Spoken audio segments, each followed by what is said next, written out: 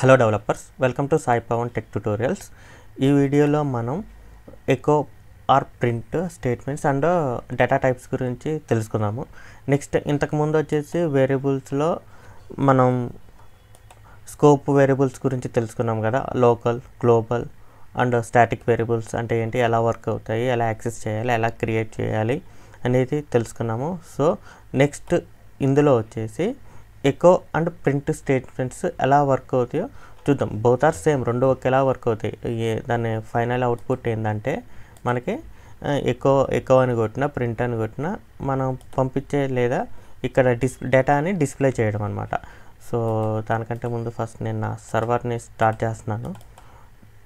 Exam సర్వర్ని start చేస్తున్నాను. Exam server start చేస్తేనే మనం ఇక్కడ నుంచి ఈ PHP ఫైల్స్ని యాక్సెస్ చేయగలం అనమాట. లోకల్ హోస్ట్ ఎప్పుడైతే ఎగ్జామ్ సర్వర్ స్టార్ట్ చేస్తామో పోర్ట్ మీద అపాచీ అండ్ MySQL సర్వర్ని స్టార్ట్ చేసుకుంటే పోర్ట్ 80 ఇంకొకటి 443. సో మనం లోకల్లో ఉన్నాం కాబట్టి 80 మీద రన్ అవుతుంది. సో ఎగ్జామ్ సర్వర్ అయితే స్టార్ట్ అయింది. సో లోకల్ హోస్ట్ అనేది యాక్సెస్ చేస్తున్నాను. సో లోకల్ హోస్ట్ యాక్సెస్లో డే 1 అనేసి ఈ ప్రాజెక్ట్లోకి వచ్చేసాను. ఇందులో వచ్చేసి ఫస్ట్ ఎకో అని కొడుతున్నాను. ఇప్పుడు ఆల్రెడీ ఇంతకుముందు కూడా రాసే ఉంటాము. ఫంక్షన్ క్రియేట్ చేసి ఎకో అని కొడుతున్నాను. ఒక వేరియబుల్ క్రియేట్ చేద్దాము. డైరెక్ట్గా టెస్ట్ అని ఒక వేరియబుల్ క్రియేట్ చేసి అందులో హలో టెస్ట్ అనేసి స్ట్రింగ్ పాస్ చేస్తున్నాను. ఈ స్ట్రింగ్ని మామూలుగా ప్రింట్ చేసుకుంటే ఎకో అని యూస్ చేసుకోవచ్చు. ఓకే, ఎకో అని కొట్టామంటే కనుక మనకి ఇక్కడ ఈ వాల్యూ అనేది కనిపిస్తుంది. అదేవిధంగా ప్రింట్ అని పెట్టినా ఇక్కడ మనకి సేమ్ అవుట్పుట్ చేంజ్ అవ్వదు. దీన్ని ఎలాగైనా రాయొచ్చు, వితౌట్ బ్రాకెట్స్, విత్ బ్రాకెట్స్తో రాయొచ్చు, వితౌట్ బ్రాకెట్స్తో కూడా రాయొచ్చు. ఓకే, సేమ్ అంతే. రెగ్యులర్గా అయితే ఎకో స్టేట్మెంట్ అనేది చాలా ఎక్కువ మంది యూజ్ చేస్తాము. ఎకో బాగా రెగ్యులర్గా యూజ్ చేస్తామంటే ఏదైనా పర్టికులర్ వాల్యూని ప్రింట్ చేయడానికి. నెక్స్ట్ ఏంటంటే మనకి ప్రింటర్ అని కూడా ఉంటుంది. Print under score or. ఈ ప్రింట్ అండర్ స్కోర్ ఆర్ అని పెట్టినామంటే కూడా వాల్యూ అయితే అవుట్పుట్ అయితే ఏం చేంజ్ కాలేదు. ఈ ఎకోకి అలానే ప్రింటర్కి డిఫరెంట్ అంటే ఏంటంటే, సపోజ్ నేను ఒక యారీ క్రియేట్ చేస్తున్నాను. ఒక యారీస్ వచ్చినప్పుడు ఇంకా డెప్త్గా చెప్తాను. ప్రజెంట్ అయితే టెంపరీ ఒక యారీ క్రియేట్ చేస్తున్నాను. యారీ అని ఒక వేరియబుల్ క్రియేట్ చేసి దీని లోపల హాయ్ లేకపోతే ఒక స్ట్రింగ్లో 1 2 3 పెడతాను. 1, 2, 3, 4 ఈ వాల్యూస్ని నేను అరేలో స్టోర్ చేశాను. సో దీన్ని నేను ప్రింటర్ ఫంక్షన్ యూజ్ చేశాను అనుకోండి.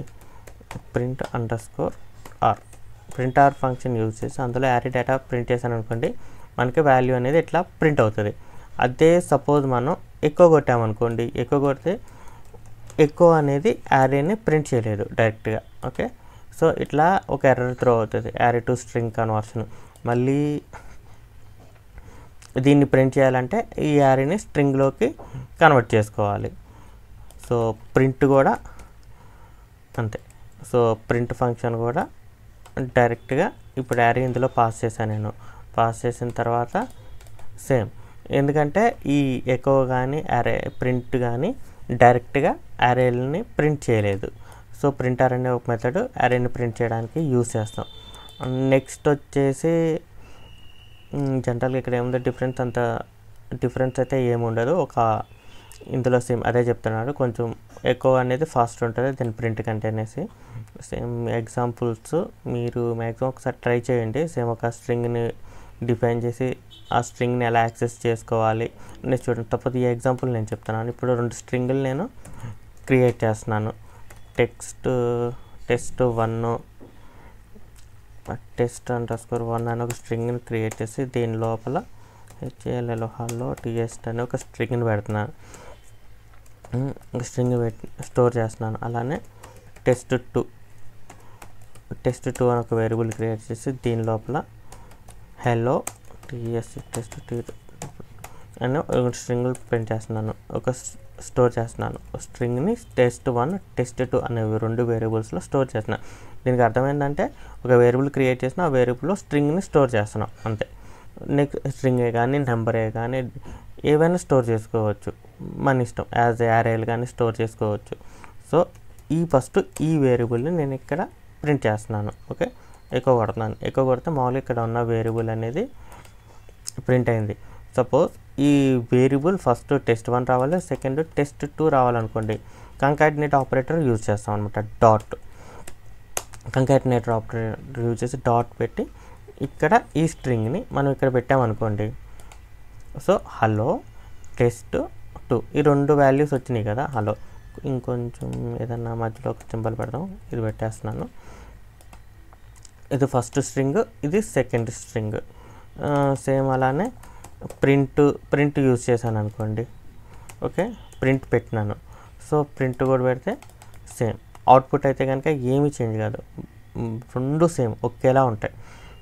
నెక్స్ట్ రెండింటిని కంకాటినేట్ చేయడానికి ఎవరైనా 2 కానీ లేదా స్ట్రింగ్ని ఒకదాంతో ఒకటి స్ట్రింగ్ కానీ వేరియబుల్స్ని ఉంటాయి కదా, కంకాటినేట్ చేయడానికి డాట్ ఆపరేటర్ అనేది యూజ్ చేస్తాము.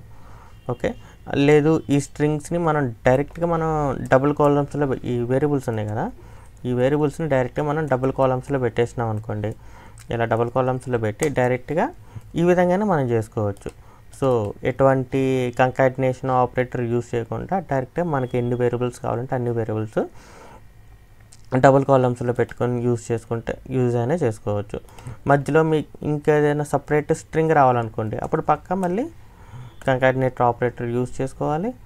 దాని తర్వాత ఇలా కంకాటినేట్ ఈ రెండింటిని కలుపుతున్నాం మనం.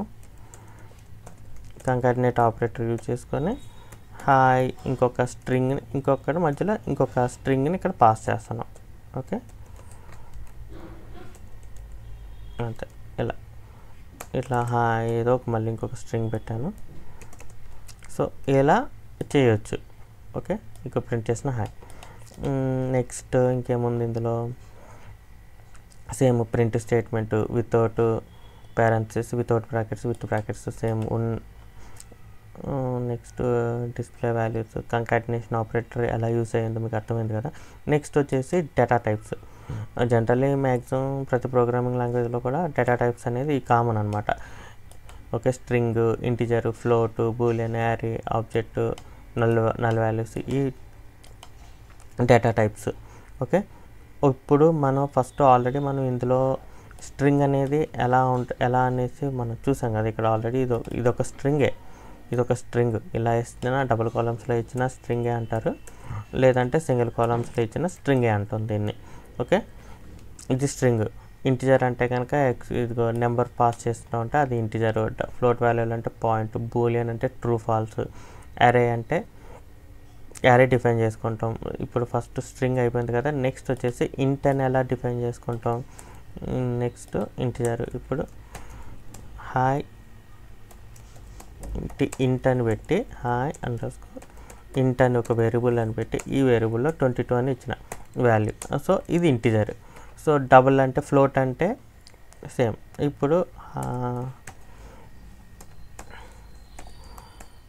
హాయ్ ఫ్లోట్ అని పెట్టి ఇక్కడ ఏం చేస్తున్నాను 33.11 అని పెడుతున్నా.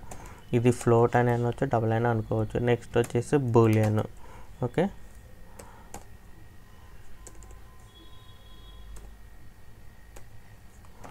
అండర్స్కోర్ అని బి అని పెట్టి ట్రూ అని పెట్టానంటే ఇది ఒక డేటా టైప్ బూలియన్. అలానే ఇప్పుడు దీన్ని మనం ట్రూ ఆర్ ఫాల్స్ రెండిట్లో ఏదైనా చేసుకోవచ్చు, true or false. Okay, false. So boolean. Next ఏముంది, అరే ఉంది. అరేని మనం ఎలా డిఫైన్ చేసుకోవచ్చు. ఇప్పుడు సపోజ్ సింపుల్ ఒక అరే క్రియేట్ చేసుకుందాము. బేసిక్గా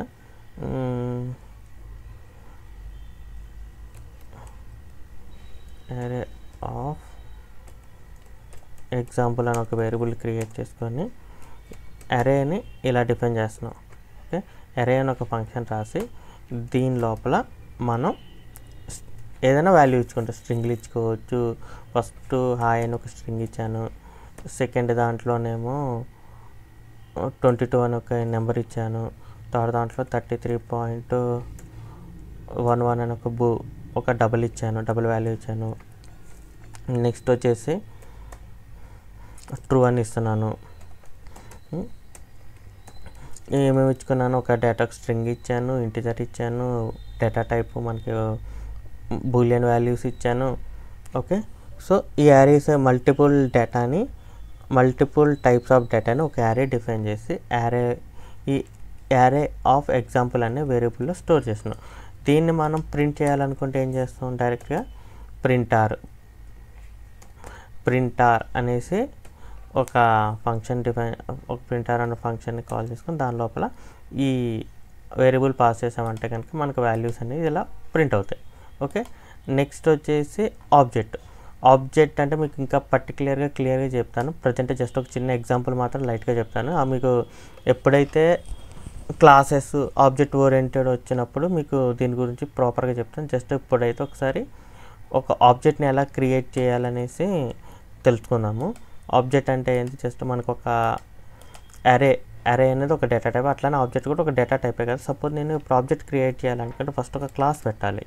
సో క్లాస్ అని ఒక కీ డిఫైన్ చేసి క్లాస్ నేమ్ వచ్చేసి హోమ్ అని పెడుతున్నా. ఓకే, హోమ్ అని పెట్టి దీని లోపల నేను ఒక వాల్యూని క్రియేట్ చేస్తున్నాను. ఇప్పుడు టెస్ట్ ఆబ్జెక్ట్ అని పెట్టి టెస్ట్ ఆబ్జెక్ట్ లోపల ఒక వాల్యూని మనం టెస్ట్ ఆబ్జెక్ట్ అని ఒక ఆబ్జెక్ట్ లోపల మనం ఆబ్జెక్ట్ క్రియేట్ చేసుకున్నామంటే ఇందులో ఒక క్లాస్ క్రియేట్ చేసుకున్నాం. క్లాస్ లోపల ఒక సపోజ్ ఇక్కడ ఎగ్జాంపుల్ వచ్చేసి ఎలా ఉంది, పబ్లిక్ క్లాస్ని డైరెక్ట్గా యాక్సెస్ చేసుకున్నాడు. సరే, ఇప్పుడు ఒక ఆబ్జెక్ట్ ఇంకా బెటర్గా సరే లైట్ మనం జస్ట్ మామూలుగా ఇక్కడ ఒక పబ్లిక్ ప్రాపర్టీ ఒకటి క్రియేట్ చేస్తాము. పబ్లిక్ ప్రాపర్టీలో హాయ్ అనే ఒక ఆబ్జెక్ట్ని క్రియేట్ చేసినాను, అంటే ఒక ప్రాపర్టీని క్రియేట్ చేసినాను. ఓకే, ఇప్పుడు దీనికి ఏం చేయాలంటే సపోజ్ దీన్ని మనం యాక్సెస్ చేయాలి అని అనుకుంటే కనుక ఒక మెథడ్ క్రియేట్ చేసుకోవాలి. అది డైరెక్ట్ కన్స్ట్రక్టెడ్ మెథడ్ అయినా కావచ్చు, లేదంటే కనుక ఒక నార్మల్గా ఒక మెథడ్ అయితే క్రియేట్ చేస్తున్నాను.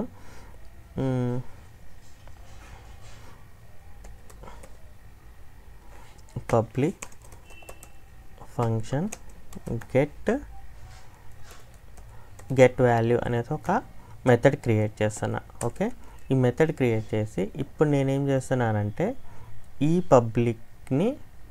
పబ్లిక్లో ఉన్న వాల్యూ ఉంది కదా, ఈ పబ్లిక్లో ఉన్న వాల్యూకి నేను ఒక వాల్యూ అసైన్ చేస్తున్నాను. ఇప్పుడు హాయ్ అనేది పబ్లిక్ ప్రాపర్టీ అనమాట. ఓకే, దీన్ని వేరియబుల్ అని కూడా అనుకోవచ్చు, కాకపోతే కనుక క్లాస్ లోపల డిఫైన్ చేస్తున్నాం కాబట్టి ప్రాపర్టీ కింద తీసుకుంటాం అది. ఓకే, దానికోసం దిస్ అనే కీవర్డ్ యూజ్ చేస్తాం. ఈ పర్టిక్యులర్ స్కోప్ అంటే ఈ పర్టిక్యులర్ వాల్యూని మనం యాక్సెస్ చేసుకోవడానికి దిస్ అనే కీ యూజ్ చేసి ఈ వాల్యూకి హాయ్ అనేసి నేను స్ట్రింగ్ని అసైన్ చేస్తున్నాను. ఓకే, దాని తర్వాత ఈ వాల్యూని మనం ప్రింట్ చేయాలంటే ఏం చేయాలి, ఫస్ట్ దీంతో ఒక ఆబ్జెక్ట్ క్రియేట్ చేయాలి. సో హోమ్ అని పెట్టుకున్నాం కదా, హోమ్ అనే క్లాస్ పెట్టుకున్నాము. సో క్లాస్ బయటకు వచ్చేసి ఒక వేరియబుల్ క్రియేట్ చేస్తున్నా. ఓకే, ఒక వేరియబుల్ క్రియేట్ చేసి న్యూ హోమ్ అనేసి ఈ ఆబ్జెక్ట్ లోపల ఈ వాల్యూ ఉంది కదా, ఈ వాల్యూని నేను ప్రింట్ చేసుకోవాలి. సో దానికోసం ఏం చేయాలంటే ఆబ్జెక్ట్ ఆఫ్ గెట్ వాల్యూ అనే మెథడ్ని ఇక్కడ నేను కాల్ చేశాను అనుకోండి. సో గెట్ వాల్యూ మెథడ్ ఇక్కడ నేను కాల్ చేస్తే మనకి ఇక్కడ ప్రింట్ పెడుతున్నట్టున్నాను, దీన్ని తీసేస్తున్నాను. మనకి ఇక్కడ వాల్యూ రావాలంటే దీన్ని ఎక్కువ కొట్టుకోవాలి. ఓకే, ఎక్కువ కానీ ప్రింటర్ కానీ ఏది కొట్టినా ఆ వాల్యూ అనేది మనకి ఇక్కడ డిస్ప్లే అవుతుంది. సో ఇక్కడ ఈ రిటర్న్ అనేది దాన్ని నేను ఇక్కడ రిటర్న్ చేస్తున్నా. ఓకే, ఇక్కడ రిటర్న్ చేసి రిటర్న్ వాల్యూని నేను ఇక్కడ ప్రింట్ చేస్తున్నాను. ఓకే, డైరెక్ట్గా రిటర్న్ చేయకపోయినా సరే మీరు ఎక్కువ కొట్టారనుకోండి, జస్ట్ నేను ఇక్కడ ఎక్కువ అని కొట్టినా అనుకోండి, ఎక్కువ అని కొడితే డైరెక్ట్గా వాల్యూ వచ్చేస్తుంది. ఒక వే ఉంది. ఇంకొకటి ఏంటంటే మనం ఇక్కడ రిటర్న్ కొట్టుకున్నాం అనుకోండి, రిటర్న్ కొట్టుకుంటే ఏమవుతుంది, మనం ఎక్కువ కొట్టాలి. ఆ వాల్యూ ప్రింట్ అవ్వాలంటే కనుక ఇక్కడ వాల్యూ రిటర్న్ అవుతుంది. రిటర్న్ అయిన వాల్యూ మనం ప్రింట్ చేయాలనుకుంటే కనుక ఇక్కడ ఎక్కువ కొడతాం. ఎక్కువ కొట్టుకుంటే కనుక ఈ వాల్యూ అనేది ఇక్కడ ఏదైతే నేను అసైన్ చేసిన వాల్యూ అనేది ఇక్కడ ప్రింట్ అవుతుంది అనమాట. ఇప్పుడు ప్రజెంట్ ఏంటంటే మీకు ఎగ్జాంపుల్ ఏంటంటే జస్ట్ మీకు ఇందులో ఒక ఆబ్జెక్ట్ అనేది ఎలా క్రియేట్ చేస్తారనేసి ఒక సింపుల్ ఎగ్జాంపుల్ చెప్పాను. క్రియేట్ ద క్లాస్ క్రియేట్ చేసి ఒక ప్రాపర్టీని ఒక బేసిక్ ఒక పబ్లిక్ హాయ్ అని ఒక ప్రాపర్టీని క్రియేట్ చేసుకొని దానికి మనం ఒక మెథడ్ క్రియేట్ చేసినామంట. ఈ ప్రాపర్టీని డైరెక్ట్గా మనం ఈ మెథడ్ లోపల ఈ ప్రాపర్టీ క్రియేట్ చేసినాం కదా, ఈ ప్రాపర్టీకి ఒక వాల్యూ అసైన్ చేయడం కోసం ఒక మెథడ్ క్రియేట్ చేసుకుని ఆ మెథడ్లో ఈ ప్రాపర్టీ ఇది కదా హాయ్ కదా, హాయ్కి మనం ఒక వాల్యూ అసైన్ చేయాలంటే కనుక దిస్ అనే కీవర్డ్ యూజ్ చేసి దానికి హాయ్ అని స్ట్రింగ్ని అసైన్ చేసి దాన్ని రిటర్న్ చేసుకున్నాం ఇక్కడ. సో మనకి ఈ పర్టిక్యులర్ మెథడ్ మనం యాక్సెస్ చేసుకోవాలనుకుంటే కనుక ఫస్ట్ ఒక ఆబ్జెక్ట్ క్రియేట్ చేసినాం. సో ఆబ్జెక్ట్ ఏంది హోమ్ అనే క్లాస్ని హోమ్ అనేది ఒక ఆబ్జెక్ట్ క్రియేట్ చేసి ఓకే ఈ హోమ్ లోపల గెట్ వాల్యూ ఉంది కాబట్టి సో ఆబ్జెక్ట్ ఆఫ్ గెట్ వాల్యూని కాల్ చేసుకున్నాం. సో దాన్ని ఇక్కడ మనం ప్రింట్ చేసుకున్నాం. సో ఆబ్జెక్ట్ క్రియేటింగ్ ప్రాసెస్ ఇది. నెక్స్ట్ మీకు ఇంకా క్లాసెస్ వచ్చినప్పుడు ఇంకా మీకు క్లియర్గా చెప్తాను క్లాసెస్ వచ్చినప్పుడు. నెక్స్ట్ వచ్చేసి ఆబ్జెక్ట్ ఇంకొకటి null value nothing but same like అది కూడా ఒక టైప్ చిన్న డేటా టైప్. ఇప్పుడు బూలియన్ వాల్యూస్ ఉన్నాయి కదా ట్రూ ఆర్ ఫాల్స్, సేమ్ అలాంటిది ఒక నల్. అంటే ఇప్పుడు ఎంటీ అనేది కూడా ఒక నల్ కింద మనం కన్సిడర్ చేసుకోవచ్చు. ఓకే ఎగ్జాంపుల్ ఇంతే. ఇక్కడ మీకు ఒక మామూలుగా ఎగ్జాంపుల్ అయితే ఇక్కడ మీకు కాపీ పేస్ట్ చేసేస్తున్నాను. ఒకసారి చిన్నగానే ఉంటుంది ఇది. ఇప్పుడు స్ట్రింగ్లు ఎలా అసైన్ చేస్తున్నాం అట్లా నల్ని కూడా మనం అసైన్ చేసుకుంటాం అంతే. సో నల్ వాల్యూ ప్రింట్ అవుతుంది అంతే. ఇప్పుడు ఏమవుతుంది, ఈ హలో వరల్డ్ అనే ఒక వేరియబుల్ క్రియేట్ చేసి అదే ఎక్స్ అని ఒక వేరియబుల్ క్రియేట్ చేసి దానికి హలో వరల్డ్ అనేసి అసైన్ చేశారు. సో దాని తర్వాత ఏం చేసి మళ్ళీ ఎక్స్ అనే సేమ్ వేరియబుల్తో నల్ వాల్యూని అసైన్ చేశాడు. ఎగ్జిస్టింగ్ వాల్యూ అనేది ఓవర్ రైట్ అయిపోయి నల్ అనేది ఎక్స్లో స్టోర్ అయింది. సో మనం దాన్ని ఇక్కడ వేర్ డంప్ కానీ ప్రింటర్ కానీ ప్రింట్ కానీ ఎకో కానీ యూజ్ చేసి ఆ వాల్యూని మనం ఇక్కడ ప్రింట్ చేసుకున్నాం. ఓకే ఏమి లేకపోయినా నల్లే, కాకపోతే కనుక ఇప్పుడు మనకి నల్ చూపిస్తుంది కదా, ఇప్పుడు ఈ నల్ అనేది చూపిస్తుంది కదా. సపోజ్ నేను ఇక్కడ ఎంటీ పెడతాను. సపోజ్ ఈ ప్లేస్లో వేర్ డంప్ ఉంది కదా, వేర్ డంప్ ప్లేస్లో ఎంటీ పెట్టాను అనుకోండి. సో స్ట్రింగ్ 0 ఎంటీ వాల్యూ చూపిస్తుంది. Okay value empty nothing. నల్కి ఎంటీకి డిఫరెన్స్ ఏంటంటే నల్ అనేది ఒక డేటా టైప్ కింద కన్సిడర్ చేస్తుంది. ఓకే ఎంటీ అంటే 0 అని కూడా అనుకోవచ్చు దాన్ని మనం, నథింగ్ టు నో అని. నల్ అంటే మనం ఇక్కడ నల్ అని ఒక వాల్యూ వచ్చిందంటే దాన్ని మనం డిఫరెంట్ కంపారిజన్ చేసుకోవడానికి ఎంటీ నల్ ఒక వేరియబుల్కి 0 అసైన్ చేసిన ఆల్మోస్ట్ ఒకటే, పెద్ద తేడా అయితే ఏమి ఉండదు. ఓకేనా. నెక్స్ట్ నల్ వాల్యూ కూడా అయిపోయింది.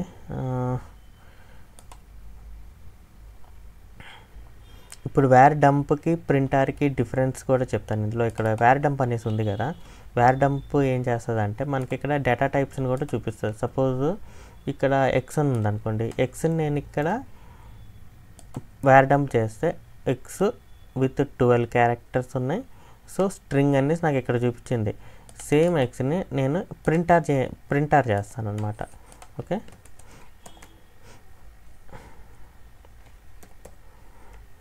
ప్రింటర్ చేసి ఎక్స్ అనేసి నేను ఇక్కడ పెట్టి సో దీన్ని నేను ఇక్కడ చేస్తే ఇక్కడ ఏమవుతుంది, డైరెక్ట్గా ఆ వాల్యూ ప్రింట్ అవుతుంది అంతేగాని అందులో ఎన్ని డేటా టైప్స్ ఉన్నాయి, అదే ఎన్ని క్యారెక్టర్స్ ఉన్నాయి, ఆ డేటా టైప్ ఏంటి, ఇవేమి డిస్ప్లే చేయట్లేదు.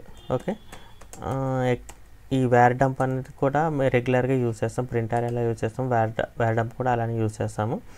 ప్రింటర్కి వేర్ డంప్కి పెద్ద డిఫరెన్స్ అయితే ఏముండదు. ఇది వేర్ డంప్ వచ్చేసి విత్ మీకు డేటా టైప్స్ కూడా కంప్లీట్గా చూపిస్తుంది, ప్రింటర్ అనేది చూపించదు. నెక్స్ట్ ఇంకేమున్నాయి, PHP strings. So all strings same ఇంతకుముందు చెప్పాను కదా, స్ట్రింగ్స్లో వచ్చేసి నెక్స్ట్ వీడియోలో వచ్చేసి స్ట్రింగ్ మెథడ్స్ గురించి చెప్తాను. ఇందులో ఏమేమి ఉన్నాయి స్ట్రింగ్ మెథడ్స్, ఇవన్నీ స్ట్రింగ్ మెథడ్స్ ఎలా వర్క్ అవుతాయి, స్ట్రింగ్స్ ఎలా మోడిఫై చేయాలి, నెక్స్ట్ కంకాటినేషన్ స్ట్రింగ్స్ ఒకదాన్ని ఒకటి ఆల్రెడీ ఈ ఎగ్జాంపుల్ ఆల్రెడీ చెప్పాను. సో మళ్ళీ ఇంకొకసారి నెక్స్ట్ వీడియోలో చెప్తాను. తర్వాత స్లైసింగ్ స్ట్రింగ్స్, స్లైస్ చేయడం అంటే కట్ చేయడం అనుకోండి. ఓకే, నెక్స్ట్ వచ్చేసి ఎస్కేప్ క్యారెక్టర్స్, స్ట్రింగ్ లోపల క్యారెక్టర్స్ని ఎస్కేప్ చేయడము. ఓకే, రెగ్యులర్ ఎక్స్ప్రెషన్స్ యూస్ చేసి. ఓకే, నెక్స్ట్ వీడియోలో వచ్చేసి కంప్లీట్గా స్ట్రింగ్స్ గురించి, ఈ స్ట్రింగ్స్ పిహెచ్పి స్ట్రింగ్స్ మోడిఫై ఎలా చేయాలి వీటి గురించి నెక్స్ట్ వీడియోలో చెప్తాను. So until then, take care, bye bye now.